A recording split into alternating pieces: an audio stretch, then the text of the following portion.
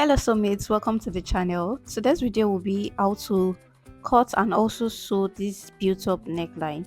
As you can see, I made mine into a peplum top and it came out really beautiful and really nice. So guys, this video will entails the drafting, the cutting and the sewing of this beautiful neckline, as well as the sewing of this beautiful top you are seeing on your screen. So if this is something you want to learn how to make, if this is something that interests you, please like, comment, share, subscribe, and let's get started.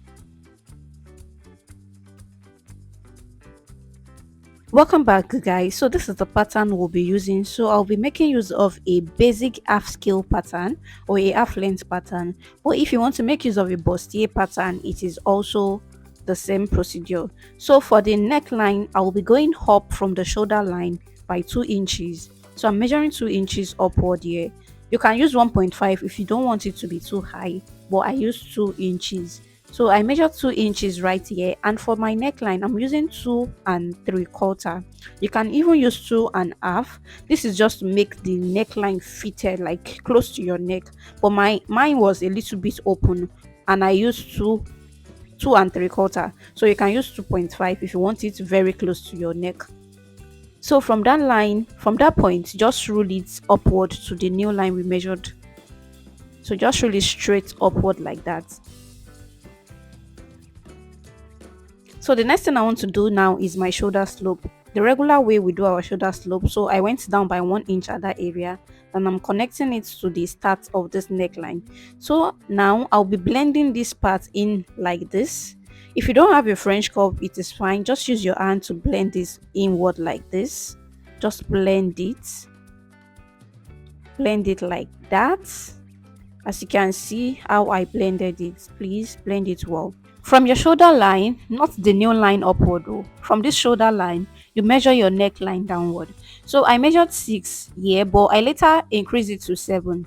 After marking that, you go ahead and place your French curve in such a way that will capture this line like this down to the neckline you want to use. So like I said, I'm using 7 inches deep neckline.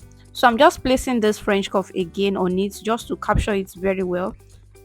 Then I'll just be connecting it like this, just like this. So my neckline is 7 inches. That is minus the 2 inches we went up at the shoulder area.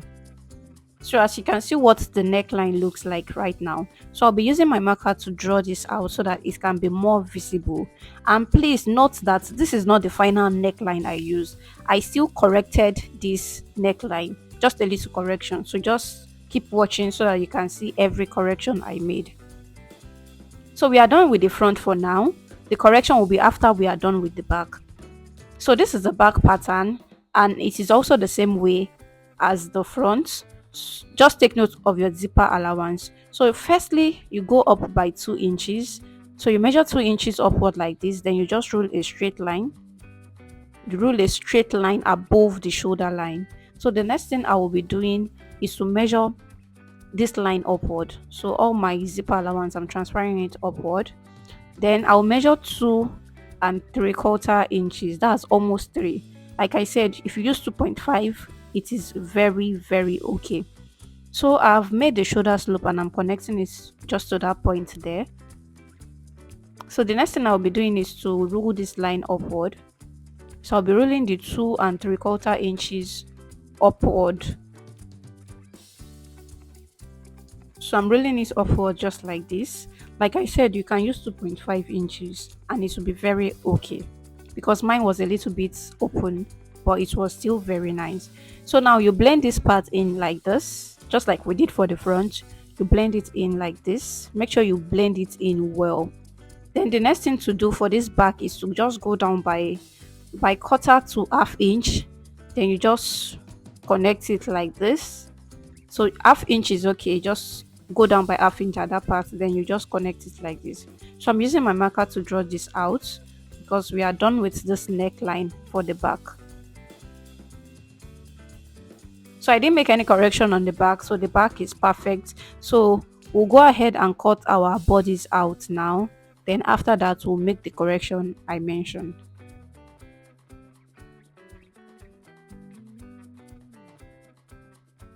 So like I said earlier, I'm using a basic pattern. So if you want to use a bustier pattern, it is still the same method you will use for the neckline, just the same thing.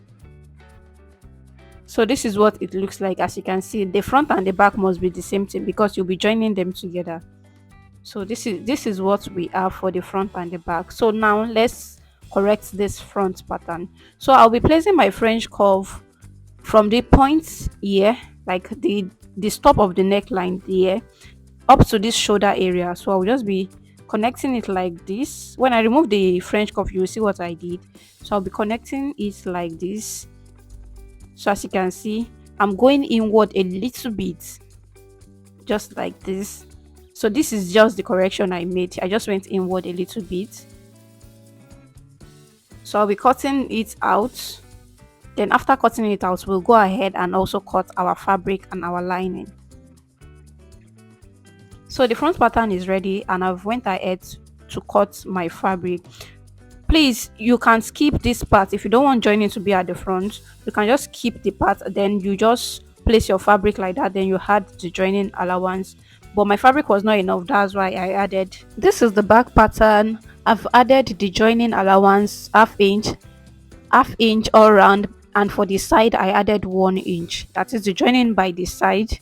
I added 1 inch, but every other part was half inch. This is the flare I'll be using for the peplum. It is a 720-degree flare. That is, I cut out two 360-degree flare.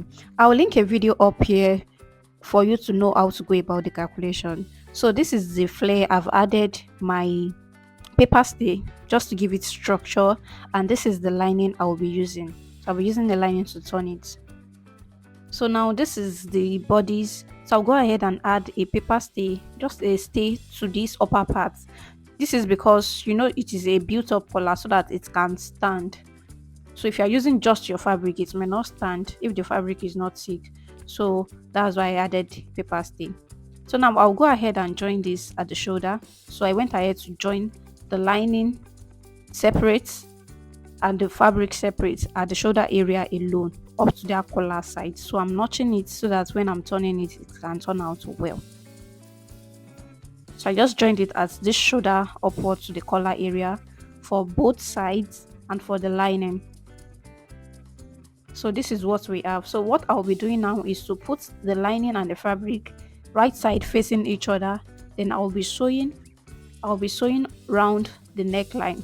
So because mine has a joining at this side, so my joining will be stopping at where I notched. So where the neckline stops, I notched it. So I'll be sewing just with half-inch. Then when I get to that point, I will stop. So I'll stop at this side here. So I'll go ahead and sew it round, and I'll also sew the armhole side. This is because I'm making this top a sleeveless. So if you are not making yours a sleeveless, you don't have to turn this armhole area. So you don't have to turn the armhole area if you want to add sleeve to yours. So this is my neckline, and I'm notching this point, and I'll notch where it will stop. Mine has joining at the front. So I'm notching it, then I'll go ahead and turn this, then I will iron. So after ironing this is what it looks like. As you can see, the built-up neckline, it is coming together gradually. So I still have to make my darts. I will do the darts on this, then I will join this front together also. So I'll join it with the half-inch. Then this is what we have.